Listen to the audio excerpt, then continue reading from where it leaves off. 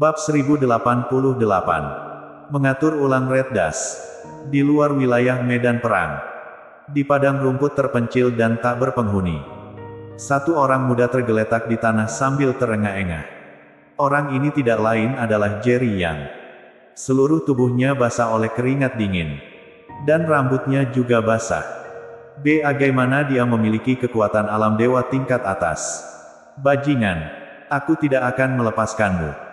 Jerry yang mengertakkan gigi dan berkata, tidak ada yang tahu seberapa besar tekanan yang dia alami saat ini. Jika dia tidak meminum pil yang diberikan Rosalind, mungkin dia benar-benar tidak bisa menahannya. Kini setelah dia berhasil selamat, semuanya kembali normal. Namun tingkat kultivasinya masih belum membaik sama sekali. Masih berada di tingkat atas alam dewa. Sedangkan tingkat di atas ini, Jerry yang pun tidak jelas. Saat ini ponsel Jerry yang tiba-tiba berdering. Dia mengangkatnya dan melihat bahwa itu adalah panggilan dari Charles Ma. Kak Jerry, kamu baik-baik saja? Begitu panggilan tersambung, suara gugup Charles Ma langsung terdengar. Jangan khawatir, aku baik-baik saja.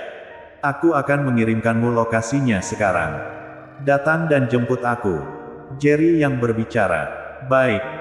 Kami akan menjemputmu sekarang. Mengetahui Jerry yang baik-baik saja, Charles Ma begitu bersemangat hingga hampir menangis. Di saat yang sama, 7 orang kuat yang mencari Jerry yang juga mendapat perintah dari Profesor Black untuk mundur. Di luar wilayah medan perang, di sebuah gunung yang tinggi, Profesor Black berdiri dengan tangan di belakang punggung. Memandang ke bawah gunung, 7 orang kuat itu berdiri di belakangnya.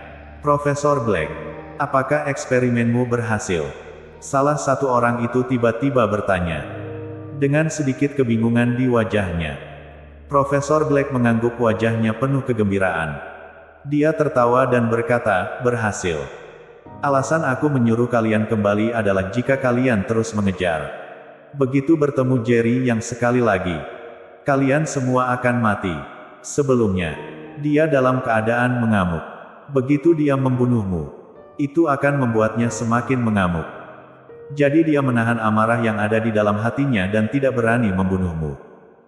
Tapi sekarang setelah dia sadar kembali, apakah menurutmu dia akan melepaskanmu? Jika aku yang pertama bertemu dengannya, dia akan membunuhku terlebih dahulu. Mendengar ini, ketujuh orang lainnya semuanya tampak terkejut. Mereka sangat paham berapa lama eksperimen Profesor Black ini berlangsung. Dan mereka juga sangat paham berapa banyak orang kuat yang mati. Kali ini eksperimennya berhasil. Profesor, aku selalu ingin tahu, apa tujuan percobaan ini? Seorang pria kuat tiba-tiba membuka mulutnya dan berkata dengan tatapan bingung, setelah eksperimen berhasil, orang kuat tertinggi akan tercipta. Bagaimana kamu mengendalikannya? Sudut mulut Profesor Black sedikit terangkat. Dengan lengkungan, apa menurutmu setelah tes berhasil? Aku tidak bisa mengendalikan Jerry Yang. Mendengar ini, beberapa orang menjadi bingung. Tiba-tiba pria kuat yang menanyakan pertanyaan tadi meraung. Wajahnya berubah kesakitan. Dia memegangi kepalanya dan berguling-guling di lantai. Apa yang terjadi? 6 ahli yang tersisa semuanya tampak terkejut. Dan tiba-tiba merasakan sakit yang tak tertahankan. Namun rasa sakit ini hanya berlangsung 10 detik. Sekarang, apakah kamu mengerti? Profesor Black memandang pria itu sambil tersenyum dan bertanya. Aku mengerti.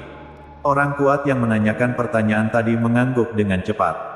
Dengan keterkejutan yang mendalam di wajahnya. Meskipun dia tidak tahu apa yang dilakukan Profesor Black padanya sekarang. Dia mengerti bahwa Profesor punya cara untuk mengendalikan mereka. Rasa sakit yang luar biasa tadi membuatnya tidak ingin hidup. Mereka awalnya adalah negara adidaya yang diciptakan oleh Profesor Black.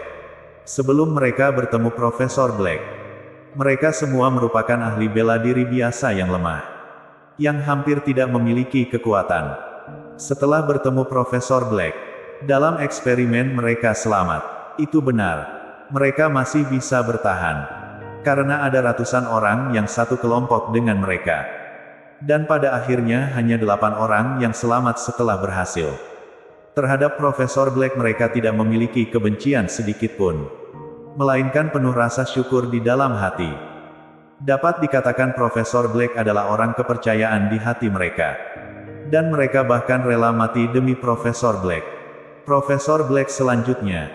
Apa yang perlu kita lakukan dengan Jerry Yang? Seorang pria kuat tiba-tiba bertanya. Profesor Black menggelengkan kepalanya dan berkata sambil tersenyum, jangan khawatir untuk saat ini. Suatu hari nanti, aku akan menemuinya lagi. Di sisi lain, Charles Ma dan Dewa Petir pergi menjemput Jerry Yang. Kak Jerry, kupikir aku tidak akan pernah bertemu denganmu lagi. Melihat Jerry Yang, Charles Ma bergegas mendekat dan memeluk Jerry Yang. Suaranya sedikit serak. Dewa Petir pun demikian. Meski tidak seemosional Charles Ma, namun dia sudah melepaskan beban hatinya yang menggantung. Jika terjadi sesuatu pada Jerry Yang, pasti akan menjadi kerugian besar bagi Kyushu. Tuan, apakah kamu sehat?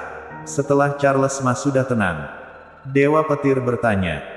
Jerry Yang tersenyum dan menggelengkan kepalanya, jangan khawatir, aku kuat. Jika terjadi sesuatu, aku bisa bertahan. Mendengar perkataan Jerry Yang, keduanya merasa lega. Tuan Yang, selamat. Pada saat ini, Satan datang dan berkata dengan tulus, bagaimanapun kamu telah menyelamatkan hidupku. Jika bukan karena kamu, aku tidak akan memiliki kesempatan untuk membalas dendam. Mulai sekarang hidupku, itu milikmu. Tuan Yang. Mendengar perkataan Satan, Jerry Yang tertawa. Awalnya dia berencana untuk mengambil Red Dust dan membantu Kyushu di masa depan. Melakukan beberapa hal secara diam-diam. Di luar dugaan Satan berinisiatif untuk menyatakan kesetiaannya. Namun dia juga paham karena Satan telah melihat kekuatannya. Dan dia bisa bertahan dari Profesor Black. Oke, aku akan memberimu tugas sekarang. Mengintegrasikan Red Dust. Dan aku bisa memanfaatkan Red Dust ke depan. Jerry Yang berbicara. Ya, Tuan. Satan segera berlutut dan berkata dengan hormat. Menghadapi alam Dewa Puncak, yang selamat dari tangan Profesor Black, dia tidak akan berani menggertak orang itu. Dengan adanya Satan, sangat mudah untuk mengintegrasikan Red Dust hanya dalam 1 jam. Ratusan pembunuh dari Red Dust berkumpul di markas baru Red Dust.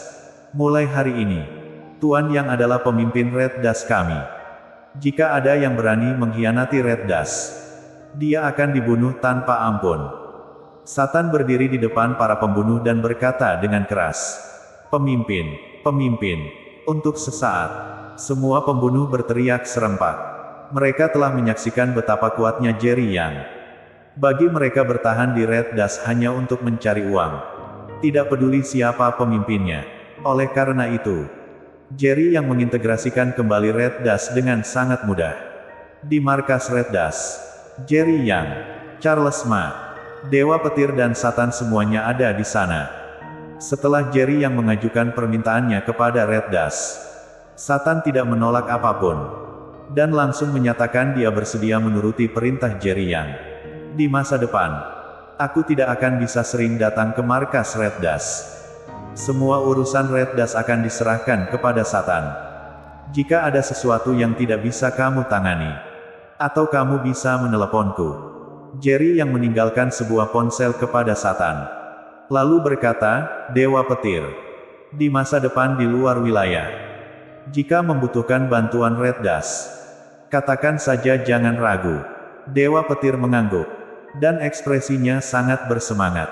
Tak disangka, Red Dust justru dikendalikan oleh Jerry Yang. Tuan jangan khawatir. Jika membutuhkan bantuan dari Red Dust, aku akan menemui Satan. Dewa Petir berkata sambil tersenyum, namun jangan khawatir.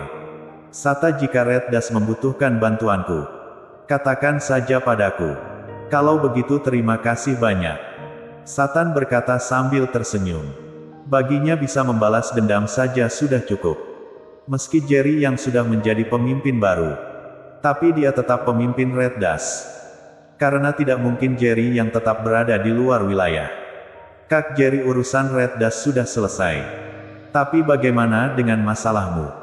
Charles Ma tiba-tiba bertanya dengan ekspresi khawatir di wajahnya. Bersambung.